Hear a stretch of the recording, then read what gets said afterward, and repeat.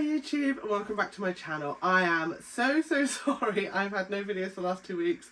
I went on holiday and I was hoping to be like super organised and have everything ready to go before I went, but I picked up some extra shifts at work and I had some last minute orders to do, so something kind of had to give, and unfortunately it was my fun. Work, it just never stops. But it doesn't matter because I am back. I have had an amazing holiday. It was honestly just, it was like a dream holiday. It was so good, and I hate being back. It sucks. Being back at work, I do not like it. But hey, we've got Christmas just around the corner, and today we are doing some Christmas baking just to kind of catch up. I did want to have this done 2 weeks ago for you, but hey, I got there in the end, so that's the main thing. Today we are making a delicious Yule log. What is Christmas without a Yule log? So I found a recipe online. It's a little bit long-winded recipe, but I have to say the outcome was amazing. Like it all came together so beautifully. So I cannot wait to show you how to make this Yule log. Let's have some fun. I'm thinking this is actually going to end up being one of my longest videos, so apologies in advance. I'm going to have to proper like ramble on throughout the whole of this video. So what are we doing? So first things first is we're going to take the dry ingredients. It's the flour, the cocoa powder and some salt. I'll put all the ingredients in the description below, by the way, so you guys can definitely give this a go. So I've popped that in a small bowl and I've just whisked it together, sieved it together first and then whisked it together, so I want it definitely combined. Then I'm taking 7 egg yolks and I'm going to give these a blast with my hand mixer until it kind of lightens up and doubles in size. Once I've gotten to that kind of consistency, which should be about now, I'm going to add in half of my sugar. So that's 100 grams of caster sugar.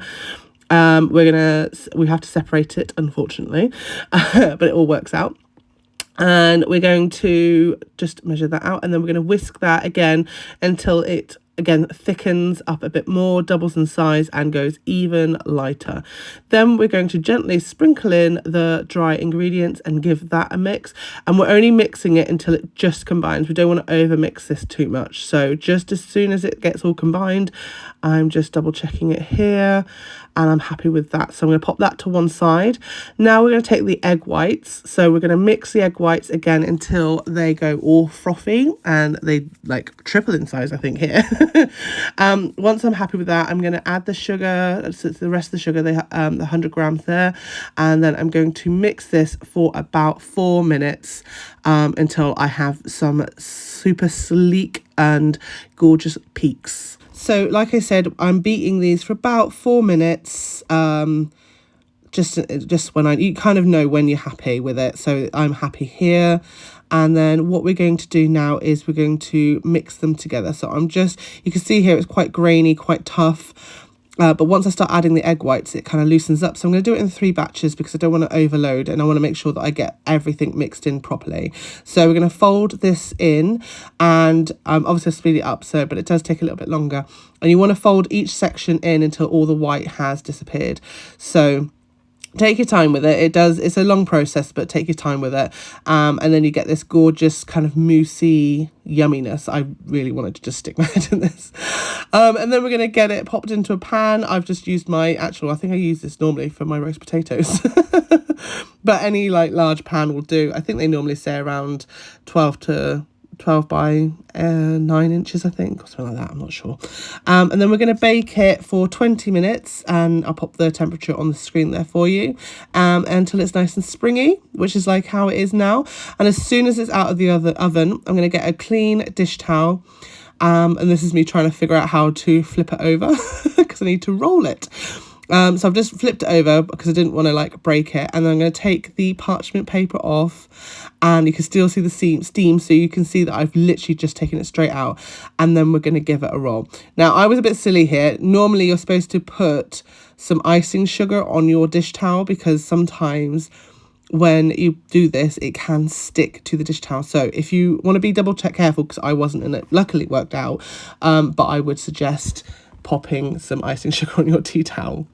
Now we're going to make the little mushrooms, which I am obsessed with, because it's going to take 2 hours. Yes, 2 hours to cook these. So first things first, pop your oven onto, I think it's about 93 degrees, or it's, I think, 200 Fahrenheit, depending on what you use. And then you're going to take 2 egg whites and half a quarter teaspoon of cream of tartar, and then 6 tablespoons of caster sugar. And then you're going to mix that all together until you get your gorgeous meringue mix. Now I'm taking 2 tips here. I think I used a 2A and let me just double check. Yeah, 2A and a 12 nozzle. So the 12 nozzle I'm using on the white, which is going to be the base, and then the 2A I'm going to use for the top of the mushroom, which I actually colour pink, but I do that off camera. Now I've got my tray and some parchment, and a good tip to roll your parchment down is to use a little bit of that meringue mixture, and it will stick that parchment down and it won't roll while you're piping your whatever you're piping. So we're going to start off with the stems of the mushroom, and I just basically just hold it in place and do these fat little splodges about 1 inch tall. A little bit taller if I want taller ones, and a little bit shorter if I want like cute little small ones. And then I go in with the red and just pipe some fat coins, and like again I let it drop for about 1 inch and then let it just flatten out a bit. And then I'm using a toothpick with the white meringue just to do the little splodges of white on top of the mushrooms, so you can definitely tell what these guys are. And then we're going to pop that in the oven, and like I say, it's going in for 2 hours at 93 degrees. Now we're going to go on and start doing the filling and the frosting. So the filling, we're going to take the cream, which should be in the fridge so it's nice and cold, and we're going to pop into a bowl, and then we're going to beat on a medium speed until it goes nice and thick. Then we're going to add sugar and vanilla. Now I used vanilla paste because I like the taste of vanilla paste, but also I was kind of hoping to get some of those vanilla seeds to just kind of give a speckled effect on the cream, but it didn't really come into effect. But hey, I like vanilla paste, so it's all good. And then we're going to continue beating until it goes really stiff, but be careful here that you don't overbeat it because it can cause it to curdle. So once you're happy with it, that's it, should be done. Obviously after we rolled this, we popped this in the fridge, so we're going to take it out and we're going to unroll it, and now we're going to just be a little bit careful because I was aware that I hadn't put any icing sugar down. But look at that. It looks great. So it's all cooled down now. I'm all happy with it. And we're going to spread the that cream that we just made, and we're going to pop it all in.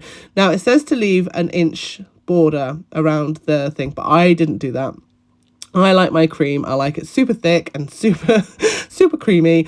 So we're going to just spread it on and get it to the edges. And then we're going to roll it back up, but not with the towel in the middle of it. We're going to roll it so it's nice and tight, and then pop it back in the fridge. And then the final step, literally, I told you this is a very long-winded recipe. The final step is we're going to take our butter and a bit of salt, and the butter needs to be at room temperature so it's nice and soft, and we're going to mix until it's smooth. I think it doesn't take too long because the butter's super soft. And then we're going to add the cocoa powder, and we're going to beat until it's just combined, and it will get a bit thick and a little bit tough to mix, so just be careful. I mean, mine splattered everywhere. It just it's not a clean process, I have to say. Don't forget to scrape down the sides, really important. And then I'm going to add the icing sugar. Now I did this in stages, just a couple of stages, and then I'm just mixing it a little bit with my spatula because I don't know if you noticed when I started mixing the cocoa powder, the dust went everywhere. So I'm trying to keep the mess down to a minimum. It's failing miserably.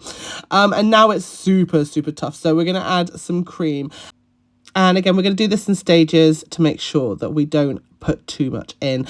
I'm just kind of going with but again, in the description will be the recipe, so you can follow that if you need to. And again, don't forget to scrape down the sides to make sure that nothing's missed. And you can you see all the splatters on my wall? Luckily my walls are easy to clean. But we're getting there. So now I'm taking it out of the fridge, and I'm going to cut the sides off so that I can see that it is clean, and you can have that swirl on the edge. But I am obsessed. It looks so good, and I did eat those offcuts, and oh my god, it tastes so good. It tastes so good. I'm so happy. And then we're going to spread the frosting on, and I'm going to do this extra thick because it is Christmas and I want some thick frosting on my Yule log. That sounds so wrong. But we're going to just spread that on as evenly but thickly as we can. And then I'm going to, once I'm happy with the amount of frosting on here, I'm going to take a fork and just scour down the sides to give that kind of log effect. And yeah, it's basically looking amazing. Once I've done that, I just clean the edges up a little bit, which I do off camera. And then we're going to add our little mushrooms. So these have now cooled. So once you've cooked them for the 2 hours, just turn the heat off the oven and let them cool inside the oven. And then you don't take them out until they are complete. And then I noticed I had these little peaks, but with a very gentle touch with a knife, I'm able to flatten those off a little bit. And then I'm going to take some chocolate, and I went with a dark chocolate because I thought that would go really well. Just checking to make sure that's the right size. And then I'm going to pop some chocolate on top of the, well, underneath the top of the mushroom. And then I'm going to stick this little guy on top of its legs, I suppose. And just look how cute it is. I'm so happy with how these little mushrooms turned out. Honestly, I'm obsessed with these. So I do that with all the others. We had 2 little accidents where I was just a little bit too heavy-handed with them. So please be careful when you're popping these on. But it's fine. They went to a good home. That's my mouth. And then we're just decorating as and when. So I'm just filling the plate and the log with these little guys. They're so cute. Oh my God. And of course, you cannot finish the Yule log without a bit of dusting of some icing sugar. And it's just really giving me that kind of Christmassy effect. I got a couple of Christmas decorations just to kind of take some photos with. And I'm obsessed. Oh my God, I love it so much. Honestly, I don't even want to eat it. It just looks so cute. I just want to keep it all Christmas. Just look at it. Look how cute it is. The mushrooms. I'm dying. These mushrooms are, they just, I don't know. I am obsessed with the mushrooms. But this Yule log, I had the cut-offs. I probably mentioned it in the video already. But oh, really, it's light, not too like dark, it's not overpowering, it's super like bouncy, which obviously where I've whipped the egg whites and the egg yolk separate, that's obviously where the bounces come from. But this, I am like blown away by how good this looks. Look at the little mushroom. Oh, sorry, I'm like obsessed. I'm absolutely loving this. This is just like your log dreams. No, I love it. I am so happy about this. Proper got me back into the Christmas spirit because I was all about the holiday and not Christmas. But now I'm a little bit more in Christmas mode, so this was just like what I needed. I hope you guys have some fun making this Yule log. Honestly, give it a go. It's so good. It might be a bit more long-winded than most recipes, but with how good this turns out, it's worth it. Worth the little extra. I hope you guys had fun this week. If you did, please subscribe. While I was away, it still grew, which was amazing. So we're up to like 120 something, I think. And if you liked the video, give it a big thumbs up. And yeah, I hope you guys have a fantastic Christmas. Honestly, I really do. And I wish you all the best. I hope you get all the presents you want and you eat all the food and have all the delicious, yummies. If you have anything that I've shown you, please let me know. I'd love to know how it would turn out. Whether it's the mince pies, the Yule log, or I think I did something else. I wish you guys the happiest of holidays, and I hope you guys have a fantastic time. Sending all my love, and I will see you next week. Bye guys.